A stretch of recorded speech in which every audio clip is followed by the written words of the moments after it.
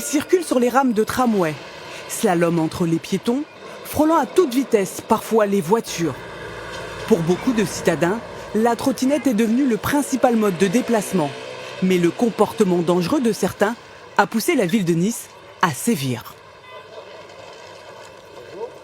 Vous allez recevoir directement dans votre boîte aux lettres donc une amende pour la circulation qui est interdite sur votre tram. À partir du 1er novembre, le port du casque devient obligatoire. Les habitants devront s'adapter. C'est de prendre un casque un peu sympa et on va le mettre. Mais ça n'a pas l'air de vous réjouir plus que ça. Non, il y en a marre en fait, il y a tout le temps des lois, il y a tout le temps quelque chose à respecter. Il faut faire ça, il y a toujours quelque chose de nouveau. Face à cette nouvelle mesure, les Niçois sont partagés. Je trouve pas logique parce qu'on va à 25 km à l'heure, c'est un vélo pour moi. C'est une bonne chose. Pourquoi ? On est plus en sécurité avec le casque. Alors là aujourd'hui vous le portez pas. Je n'ai jamais mis. Je suis en fou. Seulement 12 ans, elle a inventé un sac à dos solaire pour les sans-abri. Voici le portrait de Rebecca Young. Alors Rebecca Young est une collégienne écossaise de 12 ans. Elle est originaire de Glasgow et étudie à l'école Kelvinside Academy.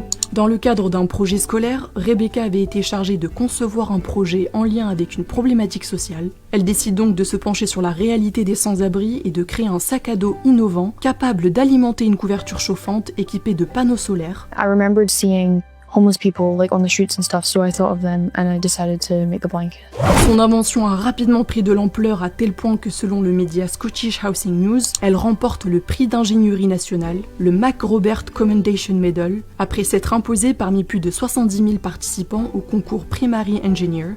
Selon le magazine Time, Rebecca a passé du temps à étudier les produits existants tels que les panneaux solaires, le câblage et les batteries pour pouvoir réaliser ce projet. Avec le soutien de l'entreprise Thales, la jeune fille a pu transformer son invention en des prototypes fonctionnels. 30 sacs ont déjà été distribués à 6 associations caritatives dans la ville de Glasgow et 120 modèles supplémentaires sont en cours de fabrication.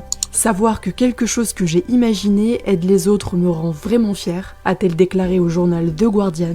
Grâce à cette invention, elle a été sélectionnée par le magazine Time en août 2025 dans le top 10 des filles de l'année 2025. Une distinction qui célèbre la créativité et les possibilités des jeunes filles. Ce classement avait été lancé en partenariat avec le groupe Lego dans leur campagne She Built That, qui remet en question les stéréotypes et encourage les filles à se considérer comme des créatrices. Rebecca a